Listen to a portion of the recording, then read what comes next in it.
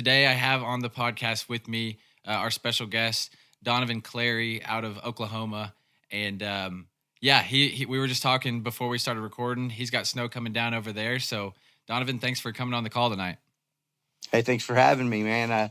I checked about an hour ago, and we're at like 6.5 inches. So, big, heavy, wet snow. Kid built a snowman in like 5 minutes, and Dude. yeah, big change from the 70-degree weather we had over the weekend. Oh, no kidding, man. That's some serious stuff. I think right now over here is probably about an inch or two at this point, but that's considerable.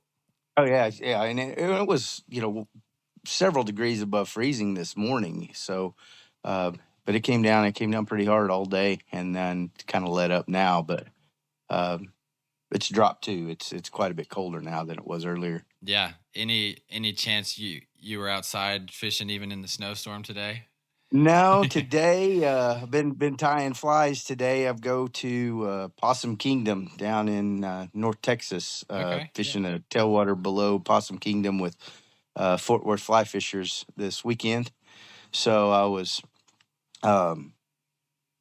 filling up some boxes and tying some flies that I normally don't fish with that most likely I'm going to need down there. Yeah.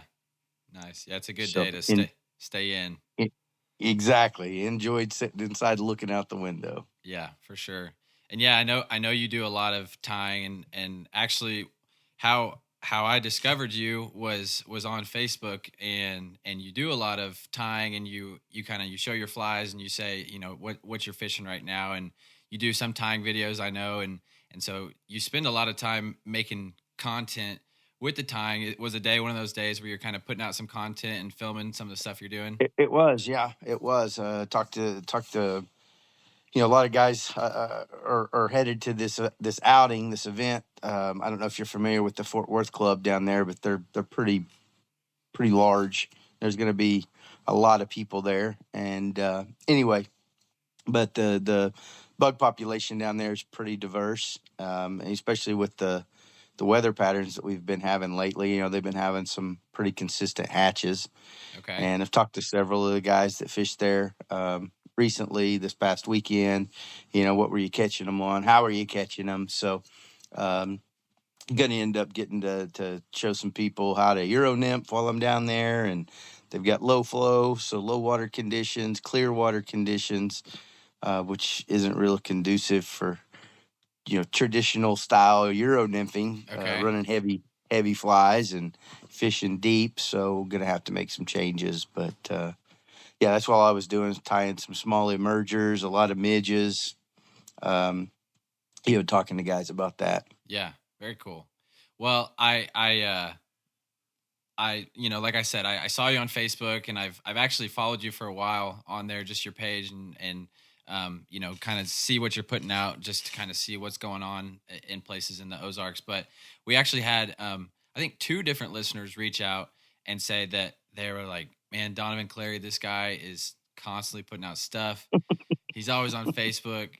This dude, he knows what he's doing. He fishes year round, and you fish a lot of different species too, which I think is cool because it can be easy to kind of get, zoned in on just, I want to just fish trout, or I'm just going after smallmouth or striper or whatever it is. And so to kind of see how you transition from season to season and go in and fish different stuff. And it's not all fly fishing. You do spin fishing. I know you take people out and you kind of cater the trip to like what's going on, what they want to do, what their skill level is. Is that kind of how you approach things? Oh yeah, 100%. For a long time, I started doing this in 1992, and hit and miss, all through there was, times where had a 9 to 5, had an insurance agency and was selling insurance for a while, and didn't really like that. I wanted to fish, but I just couldn't do it. Oklahoma isn't one of those places where you think you can, that you could guide fishing trips or guide fly fishing trips and be consistent enough to actually make a living. Yeah, it's not what people think of when they think of fishing guides. They think of that's right, Colorado. That's right. They think of Wyoming. What happened, all along, in the beginning, my draw was trout. I loved the bugs, digging in the water, turning over rocks and finding out the hatches, and tying bugs to match. And but here above Ten Killer Lake, the Illinois River, we're still in the Ozarks. We're on the foothills or the outer lying edges of the Ozarks, but we're still in the Ozarks. And the Illinois River is one of the biggest rivers in the Ozarks. Yep. Not flow or not in length, but in flow. Basically in size, I guess. But so during the summers, especially in the spring, it was hard to focus on trout fishing, just because trout fishing below 10 Killer Lake on the Illinois River, it's tailwater. Mm-hmm. And the lake catches, I think the drainage basin for 10 Killer Lake is like 2,900 miles. Okay. And it goes all the way into north central Arkansas, even parts of Well, I guess the drainage up there would probably end up in the Elk River. But I mean, the drainage basin, it's huge. So the lake catches a lot of water, and then the river. It's just tough to fish the river when the flow's unpredictable. They'll dump, run max flow, and the river will be up 11 feet, and they'll shut it off, and it'll drop 11 feet, and 8 hours later it comes right back on. So all I'm getting at is, once you get into the summer months, especially into the spring and summer months, wet season, a lot of runoff, summer power demands, they're harnessing power out of the generators at the lake. So it's tough to plan any kind of trips ahead of time because you're always at the mercy of what's happening with the dam. And, you can go out and you can catch fish when they are generating, but you're not going to go out and catch fish like you would when they weren't generating. Yeah, that makes sense. So, what happens, some guys come in to trout fish, and a flood comes. They schedule a trip. Flood comes the week before. The lake's rising, the lake's high. Everything above gets kind of back to normal, but the lake's still up. They're letting a lot of water out, and basically the trout fishing was going to be horrible if we went. So the guys are like, well, "What else can we do? We don't have to go trout fishing. What else can we do?" I said, "Man, we can go catch some smallmouth above the lake." And oh my God, man, they were like, "Oh yeah, well, what are they? What kind of like big smallmouth?" I said, "Well, these are Neosho bass. Actually, they're a subspecies of a smallmouth, but there's also smallmouth up there too." So anyway, we go up and at this time we're just wade fishing. I didn't even have any rafts or a drift boat at the time, and we just go up and we wade fish. And dude, these guys were like, "We're coming back. Yeah. How many guys can we bring with us? When can we come back?" Oh, dude. So that got me thinking, and fast forward, 20 years. Now the draw to come to Oklahoma to fish is smallmouth on the Illinois River above 10 Killer Lake. Yeah. Mainly for the size of the smallmouth, which we've got the Neoshos, which are native to the Ozarks. But in the early 80s, the wildlife department, they stocked northern strain from Kentucky Lake in 10 Killer Lake, and they've been migrating up the river to a certain. I mean, there's a lot of speculation as to how high they go or how far the lake fish or the northern strain smallmouth have actually migrated. They don't like the current. They'll get up there, but what's happening now is, we're getting these half breeds, these 50-50 fish that are Neoshos, and they've got the characteristics and the feeding habits of the Neoshos, but they got the size, and the aggressiveness and the fight of the lake fish. And, those are those 5 and 6 pounders that we're catching. Oh, dude. And as a conservationist, it sucks because the numbers of the Neoshos are definitely going down. I mean, there's been research done, surveys, and they know that the population of Neoshos has, shrunk. But as a fisherman, right now, I mean, it's at the height to where, 30 years ago when I would float down the river in a canoe, and you wouldn't see bait fish like we do now. Mm-hmm. Now we're seeing big threadfin shad that are the size of your hand, and you see these things getting chased by smallmouth, and they're jumping, they're skipping, they're getting out of the water, and really the only thing in there that could be eating them other than the smallmouth is going to be a gar. and chances are they're not chasing, live fish Yeah. or fish like that, and then catfish. So anyway, just super interesting that guys are coming from all over the country. I got a small group of guys that come from Wisconsin every summer. Mm-hmm. That's the smallmouth mecca of the world, and they come to Oklahoma to catch smallmouth. Yeah, that's crazy. And luckily, I got hooked up with those guys early on, and that is what really opened my eyes. That was a light switch to me. Is like, hey man, trout are fine and all, but these smallmouth, that's the draw. Yeah. That's what that's what I'm going to market, and that's what I'm going to get good at fishing. And I've spent 20 years or almost 20 years of my life trying to figure out how to catch them, and as learning as much about it as I can along the way. And I still learn stuff every day and talk to as many people as I can about their experiences and what they've done and where they've been, and try to keep notes of it all. And someday hopefully it'll all pay off and help me out one way or the other, as far as finding where they're at or figuring out how to catch them. Yeah, for sure. Yeah, that was something that I remember the first time we talked. I'm just kind of thinking about doing an episode together. I remember you mentioning one that the population of the Neosho was dwindling and at a faster rate than I think biologists were, I think faster than what they thought, right? And Right. that's significant because, and I think we've talked about this on the podcast before in past episodes, but maybe if you could just go into like the emphasis on the Neosho and kind of how that's almost like, in a way, it's native to the Ozarks. It's kind of like a symbol of the Ozarks. People, like you said, come from all over just to catch the Neosho. Yeah. And then, I mean, two other guys that I've gotten to know, they're from England, and they're species guys. And had a phone call with them, and they wanted to catch gar, spotted gar, short nose, long nose gar. And anyway, we get to talking on the phone, and I start telling them about the Neosho bass, and they're like, "Well, what is that?" And I'm like, "Well, it's a subspecies of smallmouth, but they tend to follow the feeding habits more closely to a trout as far as moving up into the shallows, and just their mannerisms.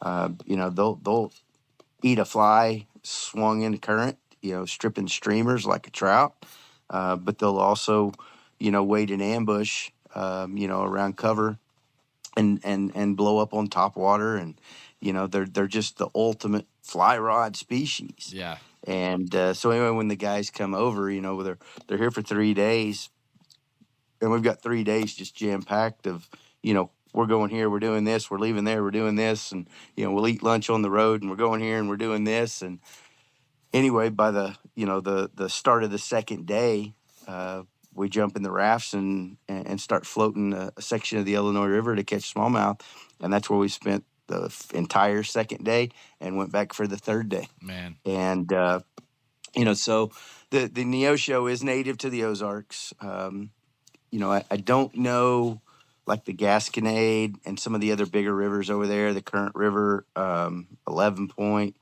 some of the other streams in the Ozarks. I don't know how it compares to the Illinois as far as population goes. Sure. But I do know there's not a lot of places that has the size. I just see the stuff on the internet, and that's not taking anything away from Missouri and other streams in the Ozarks, but the food source that we have here is very diverse as far as, different species of bait fish, different types of water in the river, varying flows, springs coming in, side channels, backwaters, deep, slow pools with a lot of cover, shallow pools, with riffles, oxygen, influx of cool water coming in from springs, and then the bait fish population that we have here compared to some of the other streams that I've researched and fished. We're it's kind of unique with the way that the lake and the river coincide, with each other. How so? Well, the lake, like the past couple of years, development, Northwest Arkansas, basically, the river has caught a lot of runoff. I think we reach we were into flood stage last year like 12 times. Oh, okay. And then the year before, it was even more than that. I don't remember the 3 years ago. I don't think we got to flood stage as many times, but the lake got to like 36 feet, 35 feet above normal and stayed there for like 3 months. Oh, wow. And what happens is when that happens, the water backs up the lake so far that the bait fish, especially if it happens early in the spring and it's the time that the spawn's happening, here come the shad. And, 20 years ago when I would go up there and wade fish and float a kayak and, just goofing off, you would never see threadfin shad. Okay. And if I lake. did, they weren't in the river. But once the river started backing up and the lake started flooding, now you could go up there and, you could fill a school bus up with shad that you see before lunch. And, in big ones. I'm talking like 8 to 10 inch. Oh, wow. Big threadfin shad. Holy cow. And, that's not to say that the smallmouth are eating them, but, I do know for a fact that an 18.5-inch smallmouth had a 9-inch sandbass lodged in her gullet that was taken out and put on a bump board. I got pictures of that. No way. I know that those fish are getting ate. Yeah.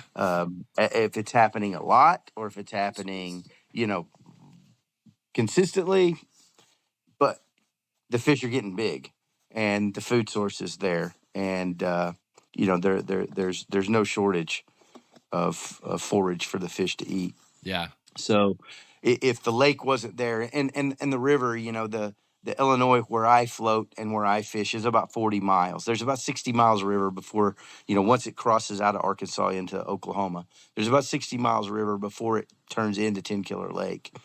I fish about 40 miles of that. And in the spring, we'll start up at the top and we'll fish the upper, what I would call the upper third. And then in the summers, we'll end up working our way down. And once you get later in the summer, low water, normally we're down closer to the lake.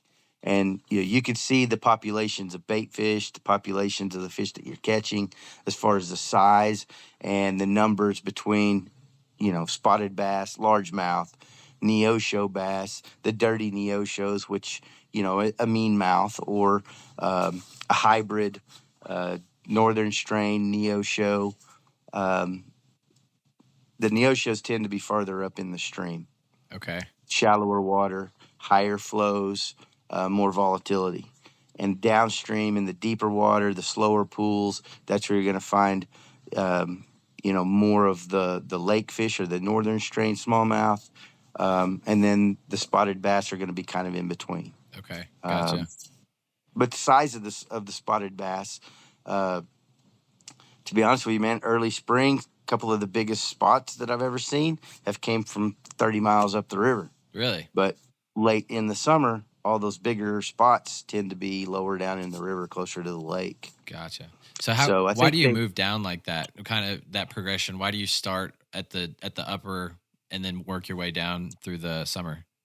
Flows, amounts of water. In the spring, high runoff. The flows are a little bit higher, water's a little bit deeper. Once you get upriver.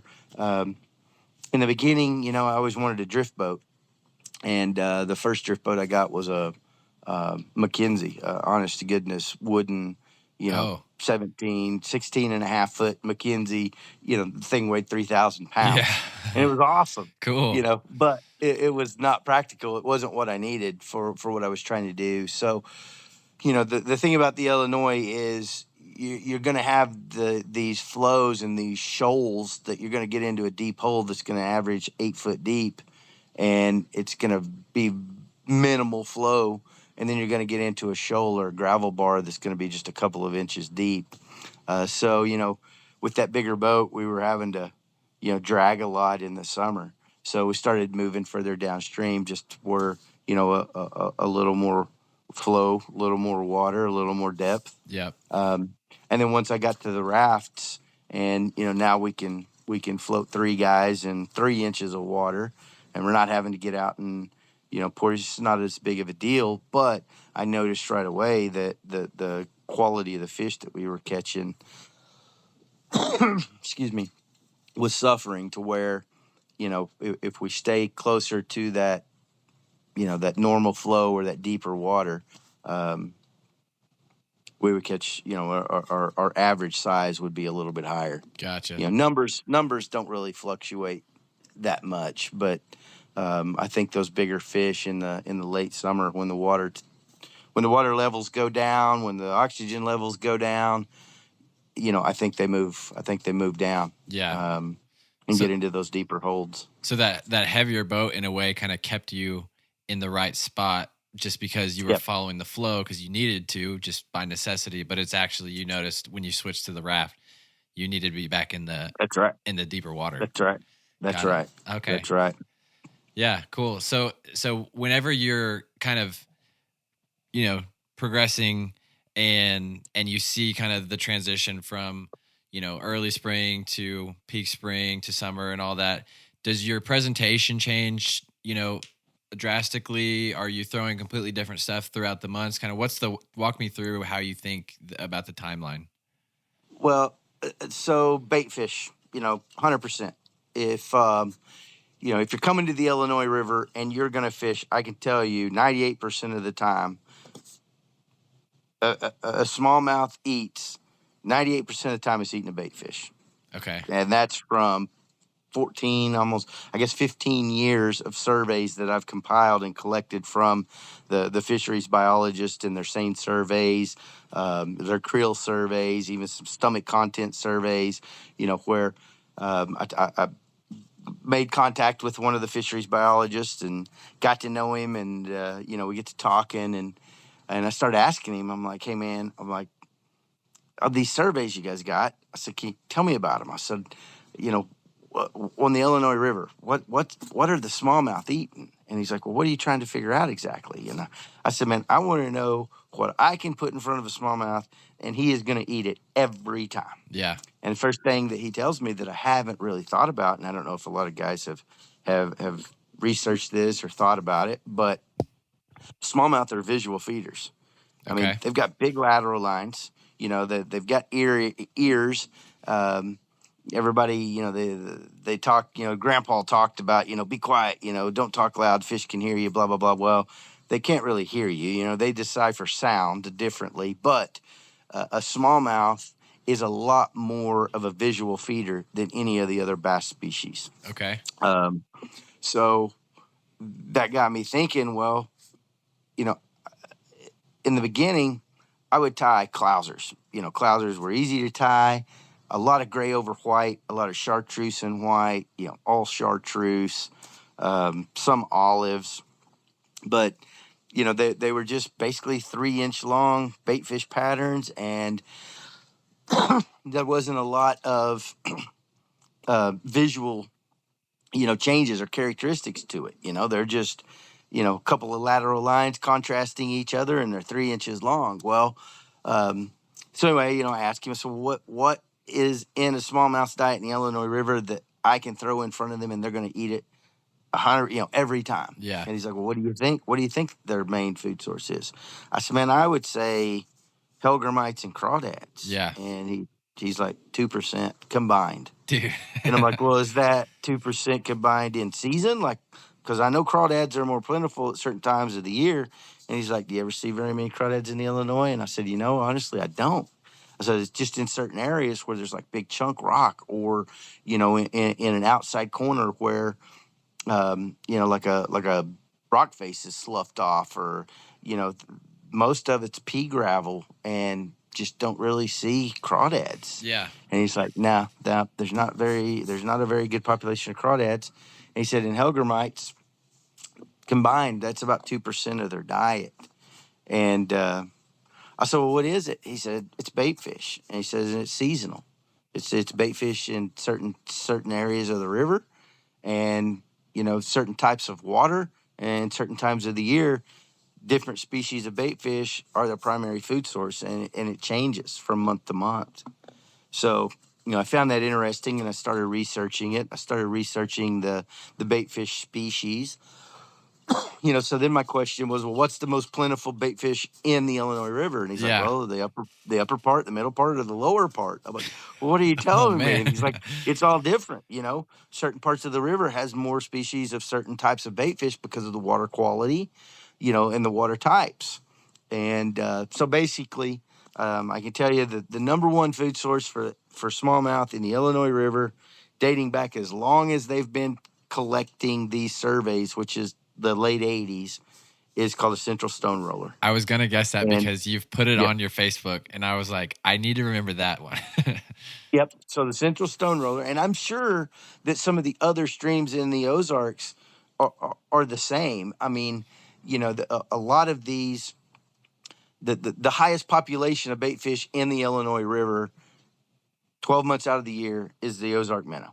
Okay. And it's top three, depending on the type of water you're in, the time of year that you're fishing. It's always in the top three just because of population. And you A know this Carmine because of those surveys and that because data those that you surveys. collected.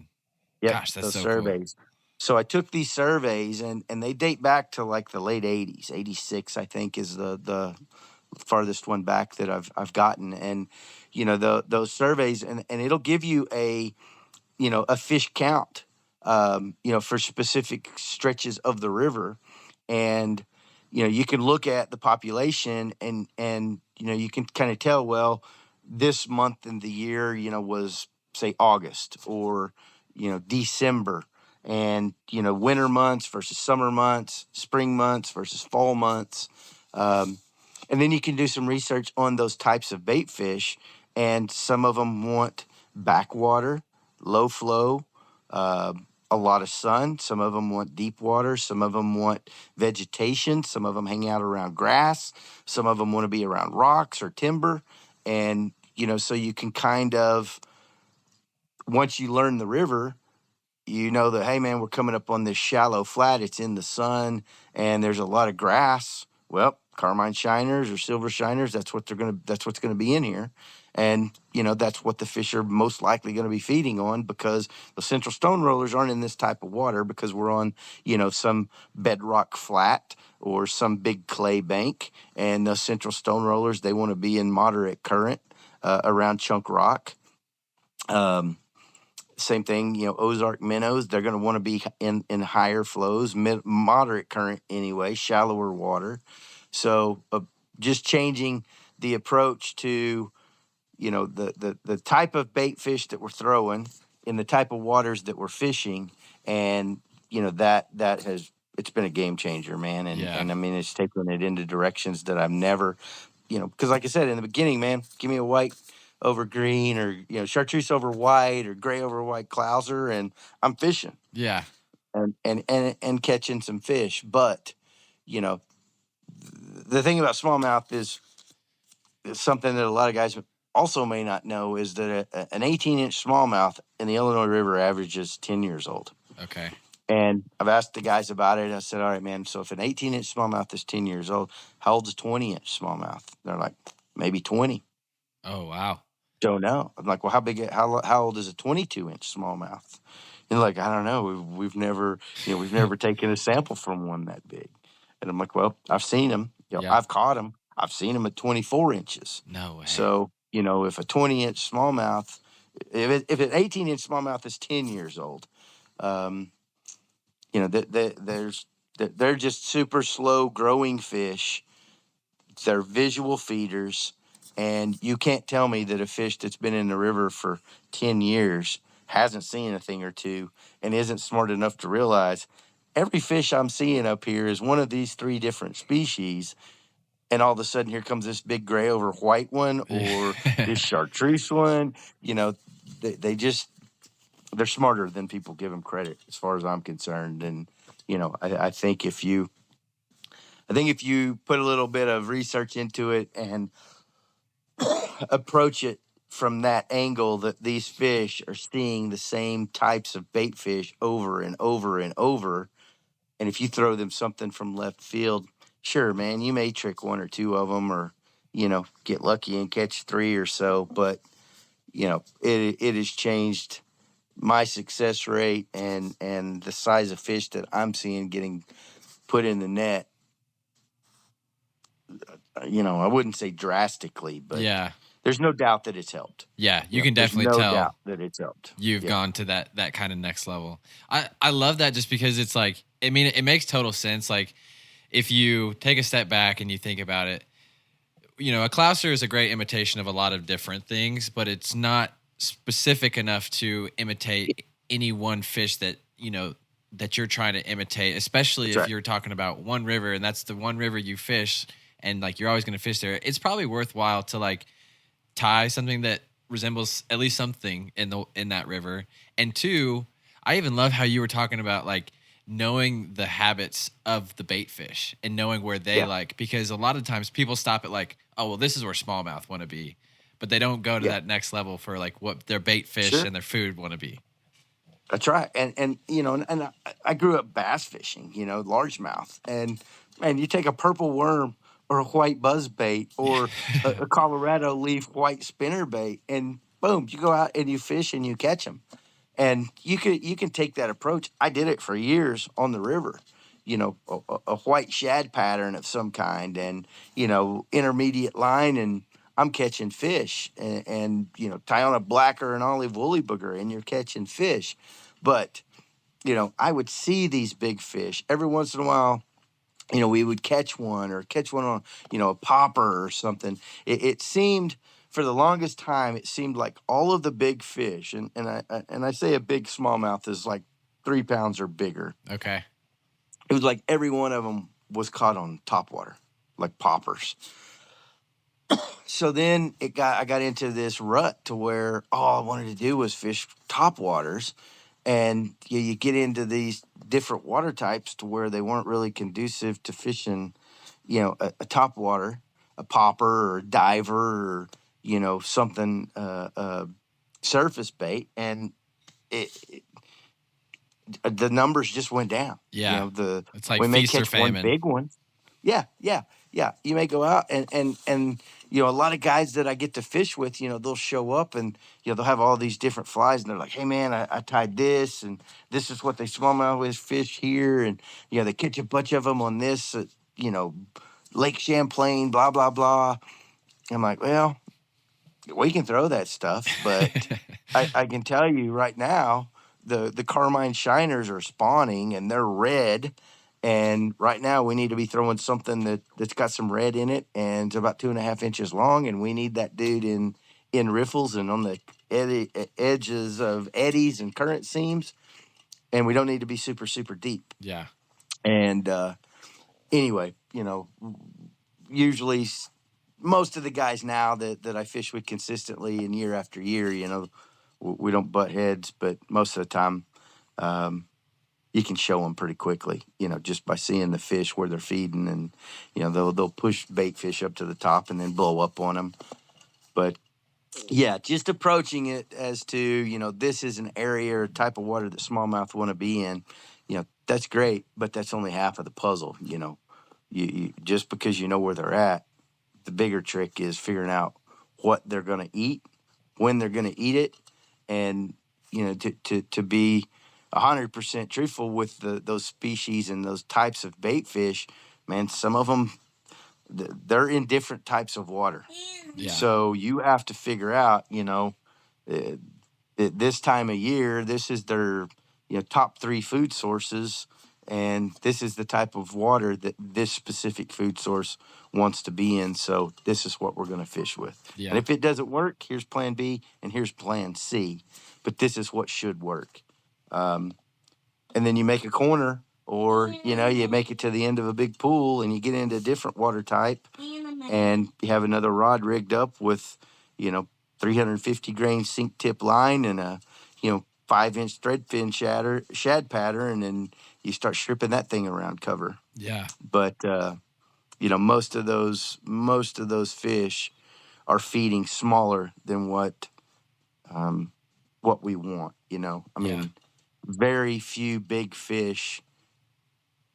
I would say, so this year, this past summer, I had 21 smallmouth over 18 inches that I can remember that I kept a log of. And this is counting Is this just you or you and your clients? No. You and me with people in my raft with me. Got it. So we caught 21 fish over 18 inches long.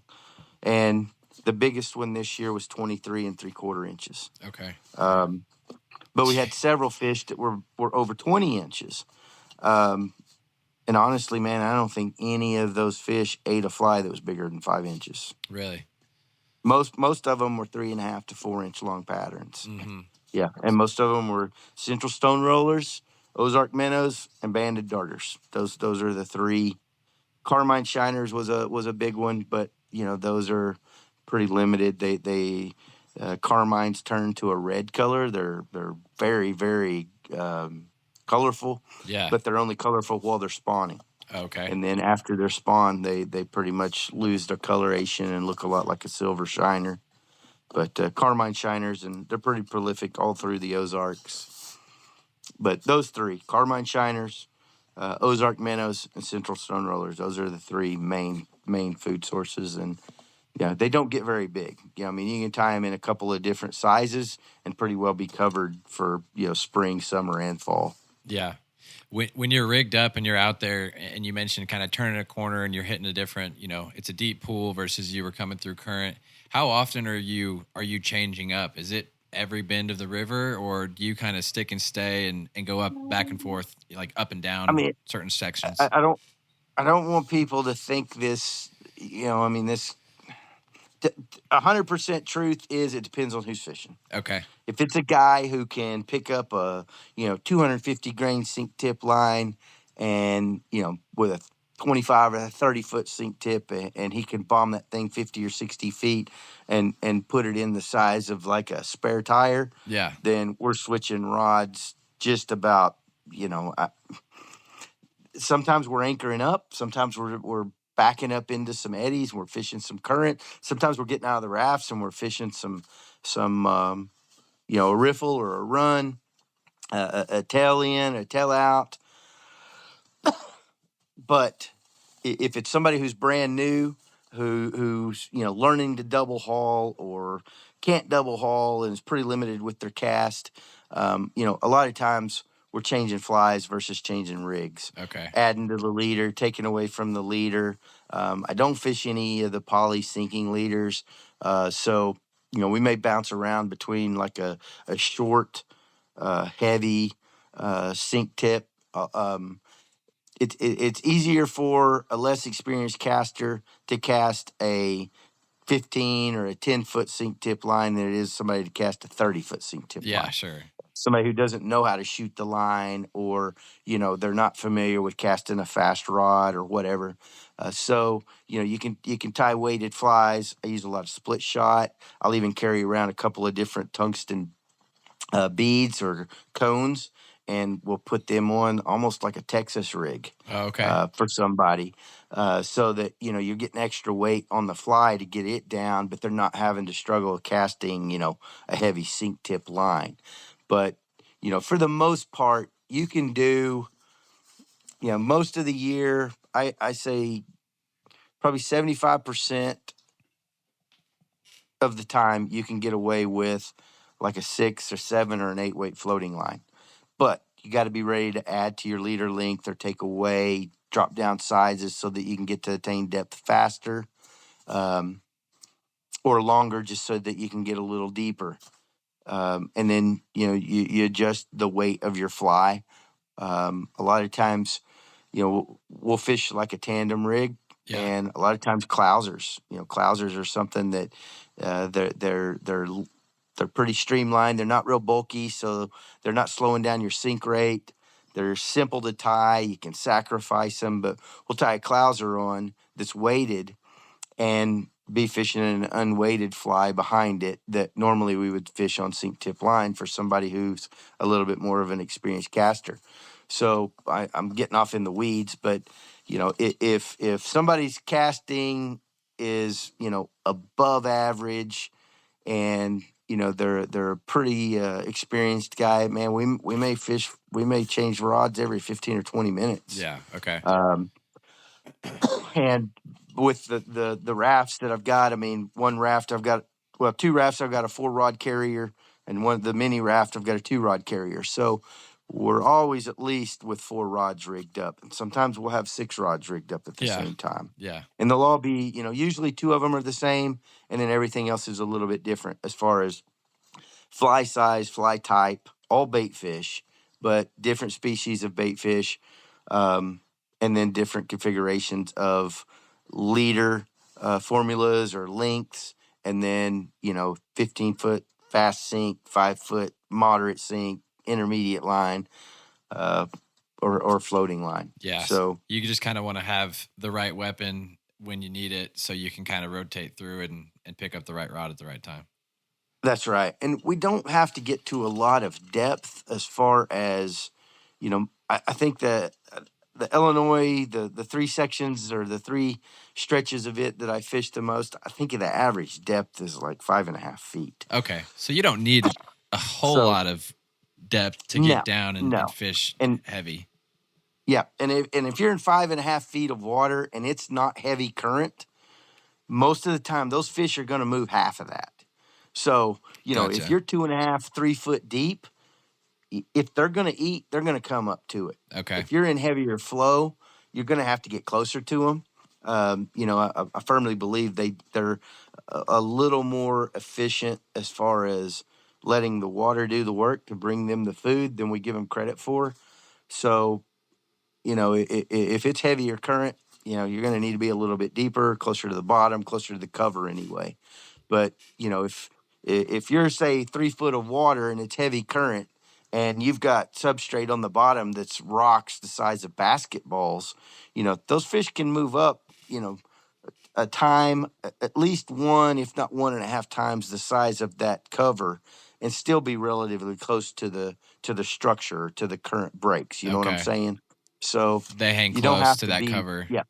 Is that what you're saying? You don't have to be right on the bottom, but you got to be close enough to them that they're going to run out and grab it and, feel like they can tuck back in and get out of current. Yeah, that makes sense. I wonder, so knowing that hellgrammites and crawdads are only 2% of their diet combined throughout the year, I mean, do you ever tie on a crawdad? Every once in a while. But it's like last resort, I mean, Yeah. if we're just not catching them on anything else, or, if somebody who just, so one thing that I've been tying lately is like a jigged streamer on 60 and 90 degree hooks. Yeah. And like balanced leeches, and floating them underneath the indicators, because a lot of times I'll get, women or wives or kids or buddies of buddies who aren't very experienced, and they can't go out. They want to fly fish, but they can't go out and make 300 cast before lunch. Yeah. So we'll tie on an indicator and put some kind of streamer pattern underneath it and basically just float it like we would if we were trout fishing. Yeah. And we've been catching a few fish like that. Still kind of experimenting with it. I mean, I've done it a little bit, but there's definitely different types of water that it's a lot more, productive. And it's not the best way to do it. But, if you got somebody who's getting tired, getting frustrated because they can't make the cast, so that's something that I've kind of been playing with, but, and it's just a learning experience, Yeah. You just got to test and find something to experiment with. Yeah. So, we'll tie crawdads on and fish with them. And, a lot of guys will show up and they'll be like, "Hey man, check this out. I tied these crawdads. Smallmouth love crawdads." Yeah. Like, yeah, that's cool, man. We'll fish them. Yeah. But, we'll throw them if you want to. I'll wait until after we're done fishing them. And, like, these crawdads suck, man. I didn't even catch a fish on them. I'm like, well, to be honest with you, there's not a lot of crawdads in here, so. Oh, man. That's crazy. I mean, that's good to know, though, because I feel like there's so many. That's just like, that's what you think of, or that's what you heard growing up. And I'm sure, you would probably agree. It depends on the river. It depends on the creek that you're in. But it's like, you got to know your river. That's the point, is you kind of got to know where you're fishing at. Yep. Man. Yep. And then, I really think, and I owe some of that to these two older guys that I fished with, and they're from Louisiana of all places. Okay. And these guys came up, and this guy Drew, he called, and we talked on the phone. He's like, "Hey Donovan, I found you on the internet, and me and my buddy, we want to come up and catch smallmouth, and we've caught smallmouth, pretty much everywhere you can catch them, but we've never come to Oklahoma to catch smallmouth." So anyway, they come up and we talked about bugs. Both of them were into balsa wood divers and poppers, turning balsa wood, painting these things up. And to be honest with you, what happened, we're floating down one of the sections of the river that I had fished a lot. Had fished with a friend of mine who grew up on the river, and his dad guided trips there like in the 60s. And he taught me a bunch of stuff, floated through there with some of my family early on. And anyway, we're floating down this one section, and we're 3/4 of the way into the float of on the third day of a 3-day trip. And, we were floating a day, going back to the lodge, floating a day, going back to the lodge. It wasn't like we were staying on the river. But anyway, we're going down this stretch, and we'd fished a lot. And anyway, the guy up in the front, his name's Drew. He's tired. Both these guys are retirement age. And we had been fishing hard and heavy sinking lines. And anyway, he's just going for a boat ride. Yeah. And he's looking off to the right, and the bank that we're fishing's off to the left, and it's just this big, deep cliff, and a lot of heavy structure, and moderate current. And anyway, he's like, "Hey Donovan, do you ever fish this bank on the right?" I said, "No, we never do." And he said, "There's something over there chasing bait fish." He said, "It's something pretty big, because some of them fish are jumping are pretty big, on the bigger size." Yeah. So I started paying attention and looking, and I said, "Well, we can go try it." So, I row us over there, and we beach the raft, and we get out, and we walk back upstream. And over the course of the next hour, those two guys caught 6 fish over 4 pounds, and the biggest one was almost 7. No way. And I had never fished. Yeah, I had never fished that section of the. I'd never fished that bank, ever, and I had been through there 100 times. And I'd never fished that stretch of the bank. And come to find out what it was was the river. For whatever reason, there was a bunch of big timber there, like big trees, in waist deep, moderate current. But for whatever reason, that's where all the bait fish wanted to be. Okay. And the big smallmouth had just came in there, and they were holding around all of those logs, every tree that we could find. And this wasn't like brush piles or deadfalls. These are like telephone poles. They're like graveled in. Yeah, clean, graveled in, big branches. There wasn't a bunch of twigs. And all of those smallmouth were holding on the shaded side of those logs. And the bait fish were in there by the hundreds. And anyway, those two guys put on a clinic. And I learned a lot by watching those two guys fish, and realized that, hey, man, however good you think you are, there's always somebody who's got to show you something new. Yeah, for sure.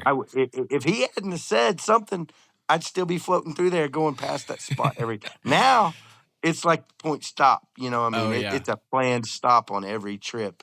And I tell people, about that experience, hey, this spot right here. And I think those big fish hang out in that hole because, it's 3/4 of a mile long. It's deep, a lot of heavy structure, but we had never caught any big fish in there just because, there's just so many places for them to hide. And we were fishing for them like you would largemouth. Yeah. And focusing on the structure. And we were catching fish, but we weren't catching 5 and 6 and 6 3/4 pounders. Yeah, not the big guys. So, yep, I remember that trip very, very well. And now we fish that bank, and I look for water like that, and I pay attention more to. I'm always looking at the banks or looking for bait fish to be skipping and jumping. And if something's in there, pushing them and working them, and then trying to figure out, what could that be? What bait fish is that? And why are they over there? And, what kind of fish are going to be chasing them? So, um, anyway, Yeah. I owe some of that to the two guys from Louisiana. Yeah. Those big fish were probably sitting there, and you said it was your 100th time going by there. They're probably looking like, oh, there goes Donavan again on the other bank. Yeah, man. Let's stay over here. You don't even know we're over here. Yeah. I recognize that boat. Yeah. So, but now we got their number. Yeah. So, yeah, that's for sure. We sneak up on them now and fish that area pretty hot and pretty consistently. And that's one of my favorite places to go. And every time we go through there, and I either see a big fish or we hook a big fish, I always think about those two guys and like, man, I wonder how many big fish I missed through here before those guys asked me if we could go over there and fish it. So, yeah, seriously. But it was a good dose of humility and a good lesson to learn, so don't ever be afraid to try something new. Yeah, definitely. Another thing, so you mentioned the data, the survey stuff, all that, all the stuff that you've kind of implemented in the way that you fish. I think you told me when we first kind of linked up over the phone, you keep all of that in like a spreadsheet. And so you can kind of go into your spreadsheet and know like this time of year, this day, whatever, I caught this on this. Like, is it pretty? Yeah. Are you like a data intensive guy? Like you love the data and you keep it like up to par? No, man. I was like horrible in school. And I mean, I would cram for tests like the night before the test, and I forgot everything I learned that day to the next day, Yeah. But the thing that I have realized, with the smallmouth and, they're predictable and, getting to do this day in, day out, month after month, year after year. I started seeing things to where I was like, man, I remember catching a big one in here a couple of years ago. I wonder if this is the same fish. So, so I started taking pictures, and, wish that I could document it better, by, like tagging the fish or, taking a picture of the fish and keeping some record of, this is where the fish was at on the river. Here's a distinguishing characteristic, be it, a mark or a fin separation or whatever, with this fish, and try to keep track of it. But so what I've done is, I took all of those surveys that I got, all the information, I put it together and put it into basically a spreadsheet that made sense to me as far as the types of bait fish, the types of water that they want to be in, and the times of year that they should be there. So, there's dozens and dozens of species of bait fish in the river, but I broke it down into, I want to know the top 10. Okay. Well, the top 10 got kind of polluted because, that 10 has a lot to do with the water types, the time of year, whether they're spawning. And then when you get into the late summer, early fall, you have that bait fish spawn. And personally, that's the hardest time of year to fish because those fish are keyed in on basically like trout size streamers. Okay. I'm talking like 14s and 16s, bait fish spawn that are 3/4 of an inch long. Yeah, that's tiny. Yeah, and they're just crushing them by the thousands. I mean, it's not like they're keying in on one, and it's tough to, I can pull out a pocket seine or get a Gatorade bottle and, cut the top off of it and get out of the water or get out of the raft and get into the water and get into a current seam or something, man, and give me 10 minutes. And I can tell you, there's the fish that they're blowing up on. Yeah. But there's 10 million of them in a 10-foot radius, and we're going to tie some flies tonight, and we're coming back tomorrow. You can make 10 million casts, and you're not going to get a bite because there's 100 million of those fish, and they're not really – they're like filter feeding, and they're just, flushing. just swimming into them with their mouth open. Yeah. So they're not really keying in to one specific fish. Gotcha. And they're tough to catch that way. But so yeah, taking those all of those bait fish, I put it down to 6. So the magic 6, and I've got them broken down by their size, basically in the spring, the summer, and the fall. The types of water that they want to be in, and then that's kind of how we approach it, to where but then you can get out, you can seine, you can try to flush the fish. If they're feeding heavily, you can massage their belly, and sometimes they'll cough up what they've ate. If you can see them feeding on the bait fish, and you can look down and see that the same type of bait fish is in the water, that's about the best way to figure out exactly what they're eating on. But, I've pretty well got it figured out to, in the summer or in the spring, in the fall, this is what they should be feeding on. This is what we're going to start with. And, we'll stick with 3 or 4 different bait fish patterns and 1 or 2 different sizes. And if that's not working, then we'll go to, number 4, 5, and 6. But, Yeah. No matter where you're at in the river, one of those 6 bait fish patterns are going to be what they're feeding on. Okay. And, but just approaching it like that, like you said earlier, not so much the type of water that the smallmouth want to be in, but what type of bait fish should be there, the size of the bait fish that they're, and tie those patterns to a T, man. I mean, spend some time. I mean, I've wasted a lot of money tying up a bunch of different bait fish patterns. Oh yeah, I'm sure. That were suggestive, they look good to me, but they don't look anything like the fish that's in the river. Yeah. So, that's what's changed a lot for me, and definitely owe a lot of success to that. Yeah. Yeah, absolutely. Yeah. Some of the imitations you have, I sit back and I wonder, I'm like, how many iterations did he go through to get to that, that one that he just tied? I got a lot of free time on my hands. Yeah.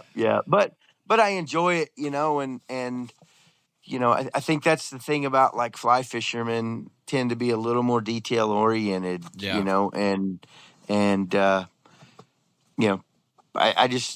I'm just surprised that there haven't been more people, and I think it's catching on. I really do.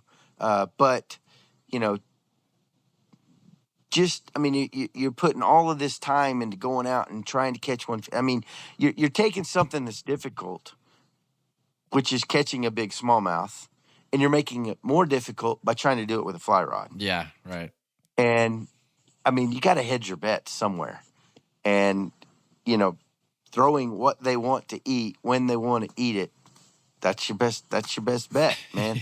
Yeah. So, go fish every chance you get. But, if they're used to eating foot-long hot dogs all the time, man, you can't throw a cheeseburger in front of them. You know what I mean? Yeah. I mean, it's totally, it sounds obvious. But we so like to complicate things. I feel like when we go out there and we're like, oh, I got to throw this, or I just tied this and I think it looks really great. So they're going to think it looks really great. And it's just like, it's confidence flies too, confidence flies, and you're right. Guys will come to the lodge, man, and they'll bring 3 years worth of fly tying material, and they're there for 3 days, and we'll sit around and, grill some steaks and, drink a few beers and talk and get to know each other. And then we'll start tying flies, and, they'll be tying these just like generalized bait fish patterns. Like, well, this looks like a bluegill. I'm like, dude, that's cool.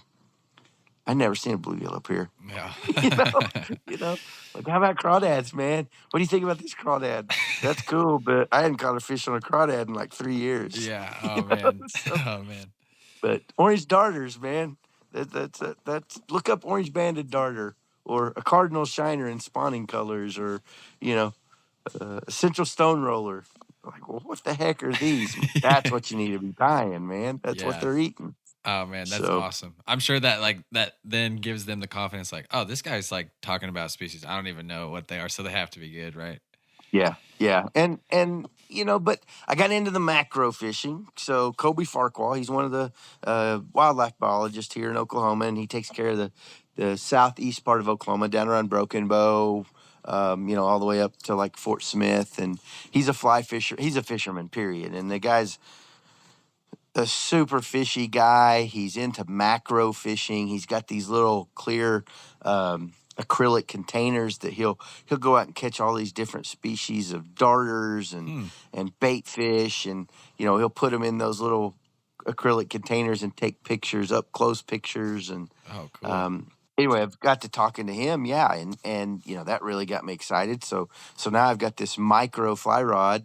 It's basically like a 4 foot zero weight fiberglass fly rod No way. with a zero weight reel on it. And I've never me heard and of a couple this. guys. Oh well, so we go out, and when we're just fishing, like having a good time, we don't try to catch the biggest fish. The competition is to who can catch the smallest fish, and then it turns into who can catch the most different species. Yeah. So and that's what we're doing, man. We're literally catching the minnows. And then we're trying to document them and keep track of how many different species we were able to catch that day, and taking pictures of them and then looking at them. And that has helped along with tying, because like the central stone rollers, man, there's a coloration for a female in the spawn and coloration for a male in the spawn. Well, in the spawn, the males are the ones that actually tend to the nest. So the Yeah. females aren't quite as popular or as plentiful as the males, because they lay the eggs and then they disappear, and the males are the ones that stay up in the shallows where most of the time they're getting fed on. Yeah. And then some of the carmine shiners, pretty much all of them, females and males, have the same coloration, but the males are a little bit smaller. So anyway. Yeah. That macro fishing or That's micro cool. fishing and taking pictures of those different bait fish has really helped me look at pictures and be like, well, I'm going to tie something like that and see if I can catch a bigger fish on it. And, that's where a lot of those patterns that I came up with have came from, is micro fishing and catching those bait fish patterns. Yeah, no, that's cool. That's very cool. It's such a unique way. I would never think to pull out like a tiny little fly rod to catch bait fish and minnows and stuff like that. But Well, I could see how it would help. Absolutely. Well, especially you get a couple of guys that are, that are as passionate about it, and then you're like, well, I'm gonna catch 10. Oh yeah, well I'm gonna catch 11. Yeah. Yeah. So you go out and you try to catch 10 or 11 different species of fish, and then you're taking pictures of them, and well, I caught 8, but mine are all bigger than yours. Yeah. Well, I caught a male and a female. Yeah. Oh So, man, competition. make it a competition. That's right. That's great. So what else do you do? I mean, when you're not smallmouth fishing, what does your year look like? And I know just the other night you were talking about you were staying up late catching sandbass. What do you do kind of the rest of the year? Yeah. Man, anything I catch on a fly rod. And I got spinning rods, and take people fishing. I mean, in the beginning it was all about fly fishing because that's what I liked and that's what I was passionate about and that's what I wanted to do. But you can't. I mean, it's not something that people would call and be like, "Hey, man, I want my wife to come with me," or "I got a buddy and we want to come and fish, but he doesn't fly fish." Dude, hey, your money's all the same. Yeah. Bring your spinning rod. Come on. And bring your $100 bills, and we're gonna go fishing. You know what I mean? So, and I grew up bass fishing and fished bass tournaments and stuff like that. So, I can rig up a couple of different, donkey rigs. A lot of people don't know what that is. A bait fish pattern for working glide baits or jerk baits with a bait casting rod. But spinning rods, we can go. I can roll power bait balls as good as anybody, and we can go catch trout on power bait. So, doing this full time and fishing to pay the bills, and 2 kids in college, and car payments and all that stuff, man, it you can't turn anybody down. Sure. So I prefer to fly fish. I like to fly fish. It's pretty much all I do. Occasionally, I'll run a spinning rod if we're crappie fishing or sand bass. I really don't spinning rods. Sometimes I'll run a spinning rod if I go smallmouth fishing with some guys that aren't fly fishermen. But most of the time I'm fly fishing. So for me, through the winter, say January to March, January, February, I'm tying flies. I'm doing presentations. I got hooked up with a couple of clubs in Texas, in Dallas and Fort Worth. Got several close, lifelong friends through fly fishing organizations: Fort Worth Fly Fishers and Dallas Fly Fishers, Collin County Fly Fishers, which is up north around Sherman area, North Dallas area. But I do a lot of seminars, a lot of teaching. I've put on 3 Euro nymphing classes for trout. Yeah, I saw Teaching you just people had how to that go out. the other day. Yep, just did one weekend before last down at Broken Bow. This past weekend I was up at Roaring River. Spent some time with a veterans group and Trout Unlimited out of Tulsa. Saturday I go to Possum Kingdom with Fort Worth Fly Fishermen. Next week, I go to the Guadalupe down at New Braunfels with another group of guys from Texas catching trout, teaching them how to Euro nymph. And then the white bass run is going to start. Generally here, you guys are a little bit later than us. Guys in Texas are a little bit earlier. Every March, there's a big fly fishing expo in Fort Worth. Okay. That the Tarrant Water District and the city of Fort Worth put on. Pretty prestigious deal, kind of by invite only. Got hooked up with those guys a couple years ago. So I'll be there. That's the second weekend in March. And then our white bass run here normally starts by the end of March, and we'll fish white bass March, April, probably the first part of May, depending on water, rain, weather. And then once the sand bass or the white bass is over, then we roll right into smallmouth, and it's going to be smallmouth all the way through September into this year was early October. A couple years ago, one of my best days catching smallmouth was Black Friday, late November. Oh, really? But this past year, it got cold pretty fast. We had a cold rain come through, water temperatures dropped, and the numbers go down. I mean, there's a couple different types of people that come to smallmouth fish with me. You got the guys that want to catch big numbers and big fish, and then you got guys that don't care about numbers, but they want a 5-pounder. Okay. So September, early October, that's generally when you're not going to get a bunch of bites, but the ones you do get is going to be quality. Yeah, the trophies. July, August is there's going to be some big fish mixed in there, usually early in the morning or late in the evening, but there's going to be 100 bites in the middle. So, we're going to catch them from, 6 and 8 inches long, hopefully up to 6 pounds.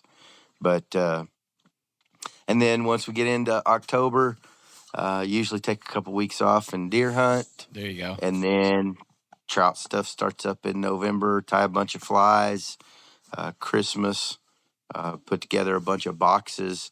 Smallmouth flies has gotten to be very, very popular. And trout flies. I mean, I send trout flies literally all over the country.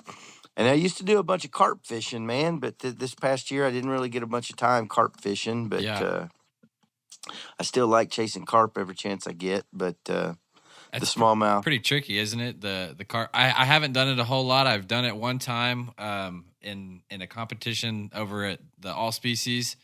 We had to catch a carp, and that was the first time I ever got to do that. And I was just like, wow, I didn't. You always see them in the river, but they never bited anything that you throw. At least when you're smallmouth fishing or whatever. Right. And then we caught one, and I was like, whoa, that's actually really cool. I wish I knew how to do that. Man, I tell you what, man, and it is a totally different. They're not a lot different than trout and smallmouth. They're visual feeders, and again, one of those things. I mean, I've won a couple of big carp tournaments, and something that I've learned with them is if they're eating rust brown damselfly nymphs that are a size 6, you're not going to catch them on a size 8, and you're not going to catch them on a light olive. Wow. They are super, super selective. Okay. But if you know what they're feeding on and you can get it to them without spooking them, they're super aggressive. Yeah. And they'll move a long ways. And when they hit hard, and they Dude, fight even harder. They're huge too. They get so big. Like to fight one of those and bring it in, it takes a long time. Yep. Because a lot of times, I mean, they're leader shy. You know, they're super in tune with what's going on. And I mean, I did a lot of research on carp. Their lateral line encompasses 90% of their body. They have like a 180-degree field of view. They taste, they smell, they talk, they can communicate. Whoa. They will be around when the cockroaches are here, man. Yeah. I mean, in my opinion, they're the smartest fish in fresh water, no doubt. Oh man, that makes me want to catch them even more. Yeah, they're fun. And I mean, you get over here, man. We need to, I know you got a lot of stuff going on with the brand new kid and all, but, you know, it'd be awesome for you to get over here for one weekend. And, you know, if we can time the weather right, man, we'll go catch sandbass, we'll go catch smallmouth, we'll go catch trout, and we'll finish it off with some 20 and 25-pound carp in a knee-deep mud flat, man. Oh, and, come on, man. You're just teasing me now. That sounds awesome. That's a good time, you know, so. And we can do that literally just jump on the 4-wheeler and ride down the road at the lodge, man. I mean, we got a real nice neck back in the lake, back in one of the coves where carp will move into to feed, and smallmouth. Occasionally the lake fish will be up in there, but in the spring of the year, it's one of the better creeks for sand bass. Yeah, okay. So, and that's what you were hooking up on the other night. You guys stayed up man. till what? So, oh yeah, we were out till 11:30. I mean, way late, but right now. And I talked to one of the guys. His name's Scott Hood. He's real active. He's on the national board with Trout Unlimited. One of the most, just a super experienced. Knows a lot about fly fishing and every species of fish.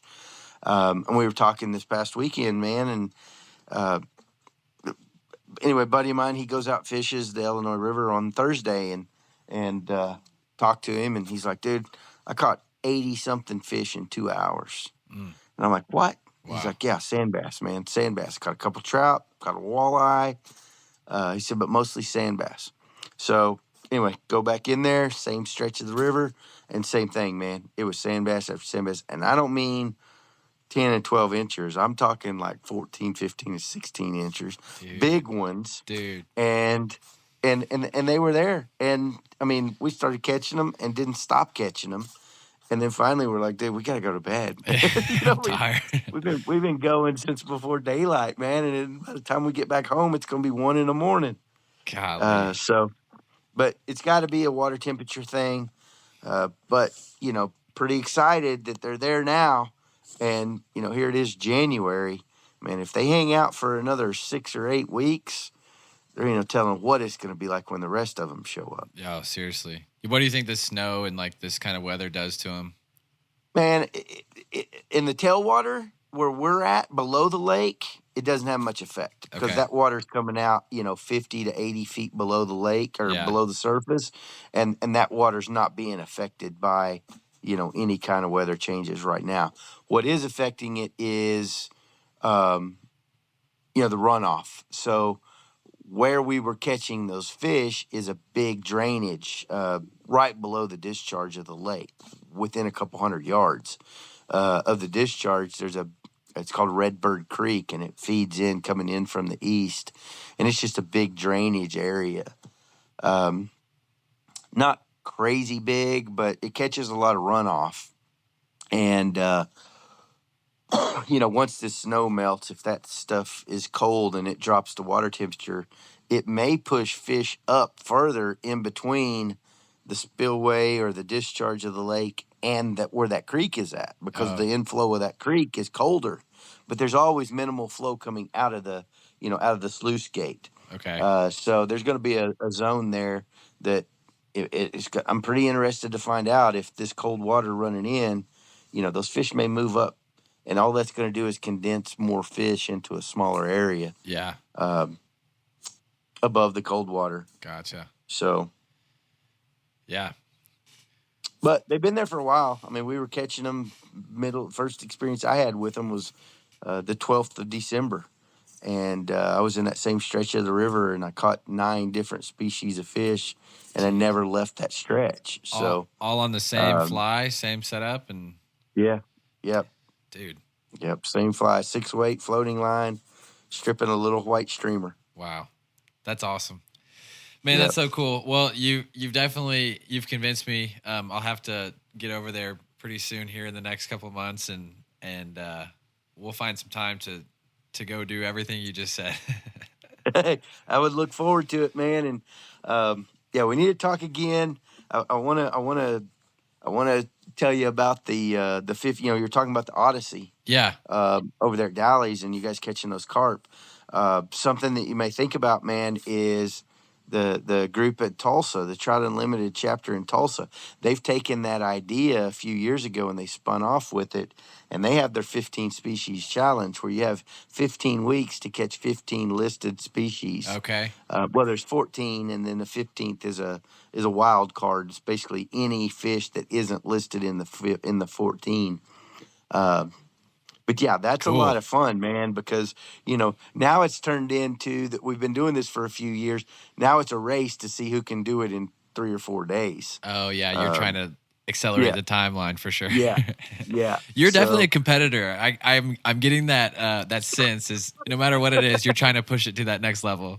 Yeah. Yeah. You want to just do a little bit more, a little bit better, a little bit faster. Yeah. But that's a lot of fun, man. And I mean, and I enjoy trying to, you know, to do it as quickly as possible. But, you know, now it's turned into doing it 2 and 3 times through the course of the year, you know, or doing it in places that you haven't done it before, you know, going to a certain body of water to catch a reddy or sunfish, you know, or, you know, a red spot chub, or, you know, a gar or a carp, or, you know, catch a smallmouth somewhere that you haven't caught one in the past. Channel catfish, you know. I mean, it's a lot of fun, but just pushing yourself to see what you can do. And like I said earlier, man, doing it with a fly rod, just taking something that's difficult and making it a little bit more difficult. Yeah, absolutely. Absolutely.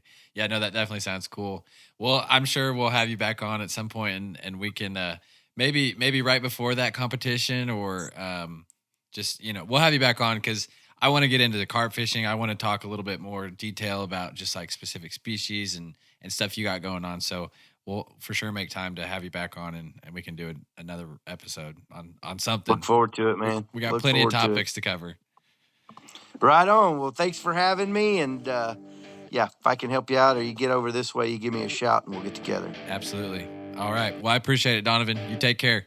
Thanks for having me. Have a good night. You too.